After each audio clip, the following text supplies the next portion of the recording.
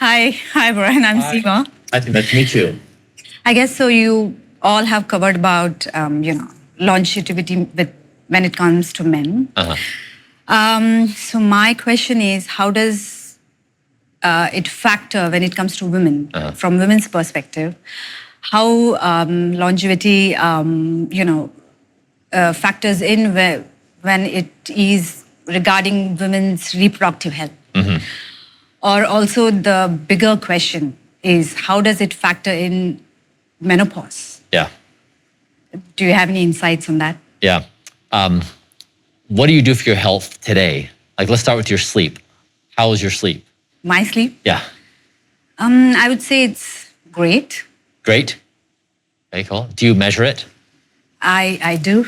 Yeah, cool. Yeah, great. So, like, what's on an average night, how many hours of sleep do you get? Between 8 to 9. Okay, great. And of deep and of REM? REM sleep, I think around 2 hours. Yeah. And deep? Deep is an hour maybe. Okay. And then do you get up? Do you find yourself waking up at night? I do. Yeah. Once, twice, 3 times? 2, 3 times. Yeah. Is it just because you're thinking about things, or? No, it's just, You just wake up? I just wake up. Yeah. Okay. So you're doing pretty well in sleep. How about diet? How are you doing on nutrition? Pretty good, I would say. Yeah. Okay. What does your diet consist of mostly? 1,500 calories, protein, healthy carbs, healthy fats. Yeah. Okay. So do you eat much like junk food or No. processed food? Okay. So good. No. What about exercise? I get about an hour Yeah. every day. Yeah. So what do you do for exercise? Weight training, there is yoga, cardio, Yeah. combination of. Yeah. Great. So you're doing really well in the primary areas of sleep, diet, exercise. Good job. Thank you. That's very rare. Have you done any testing? Like, have you had blood draws, or have you done MRIs, or? Blood draws, yes. A lot of scans, but no MRIs. Okay. And the blood draws, when was your most recent blood draw? Sorry? When was your most recent blood draw? 2 weeks back. Okay, great. So you're like an ideal. Yeah, this is amazing. Okay. And did you discover anything that was an anomaly, anything that was off? At present, thyroid levels, I would say. Iodine levels? Yeah, Yeah. Okay. they're not right. And lipid profile is not great either. So some cholesterol markers were a little off. Yes. Okay. So I'm thinking maybe it's the vacation food that I had. Oh, okay. Okay. So like it wasn't the whole story of the diet. Okay. There's more going on. Yeah. Okay. Yeah. This is usually how it goes, right? Like, so what happened on this vacation? Well, good food. Yeah. Good wine. Yeah. Yeah. Yeah. What kind of food? What kind of food? I don't know, whatever Michelin star restaurants cook. Yeah. And the night you had that food and you had the alcohol, how was your sleep? You know what? Sleep was still good. Yeah. I didn't wake up the way I usually do. Yeah. Do you know what the REM and deep were? No. Yeah. I didn't really measure them. Okay. And so did you exercise the next day? Yes. Okay. Every day. Okay, good. Cool. So yeah, you're doing really well on like the core 3 things and also testing. And so you're checking the box on the most important things and you haven't found any major deficiencies. Is that right? Yeah. So as a female, you're doing all the right basics. That's a really great thing. And that's uncommon for a lot of people. Have you tested yourself for contaminants like heavy metals or microplastics? No.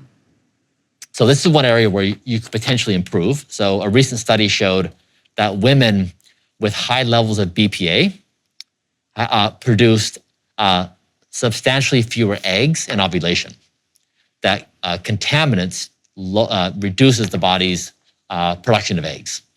And so even when you're doing all the right things with sleep, diet, exercise, there are things in the outside world that can come in, like contaminants in food, contaminants in the air, that can negatively affect your fertility, and negatively affect eggs that are produced, negatively affect your hormones.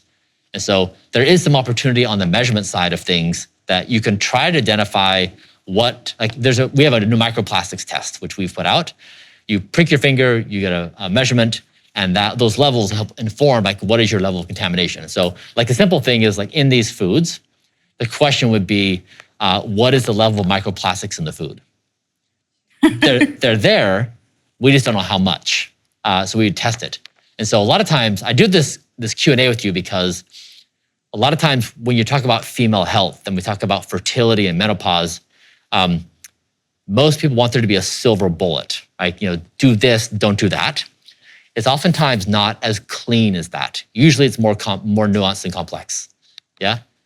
And so I'd say the first thing that's relevant for you as a female is to continue to do the basics, sleep, diet, exercise, which you're doing really well, basic testing, and you can now consider to do more advanced testing to find potential areas of improvement. That'd be like number one. So I guess it's sleep time for you? Yeah, so let me ask you, what are you walking away from this conversation? What did you hear in this conversation? Longevity is a choice, I guess. Yeah. I mean, if I'm ready to give up on certain things, be disciplined about certain things, then it's for those people. But if you're not ready to give up on certain things, then maybe it's not so. I mean, I don't think it's for everyone. Yeah. Even if we had a choice to, you know, participate in it. But yeah, cool. And I would say the summary for yourself and others is the basics of health and wellness, sleep, diet, and exercise have the biggest gains of all things. The next biggest gain is finding deficiencies through blood tests, imaging, you know, and contaminants. And then the third thing is trying to do things to enhance. But I wanted to like try to change the frame of the conversation because I know that women, they think about fertility specifically and they think about menopause, for example. Yeah, absolutely. These two buckets. But oftentimes it really misses the point that they get so much attention that we then forget these basics and we forget the value of measurement. And so that's why I like the similarities that males and females have is so much of the same process, the same basics, the same measurement, the same evidence.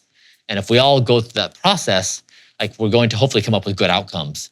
But hopefully that's helpful for everybody. Whereas instead of specific recommendations for given things, we just go through the same scientific process and we can produce healthy outcomes where you don't really need to choose longevity, you're just choosing health. Like you're choosing happiness, you're choosing vibrancy, you're choosing good relationships, you're choosing like to be a certain way. Thank you so much. Yeah. And is there any other confessions? Like if so, yeah.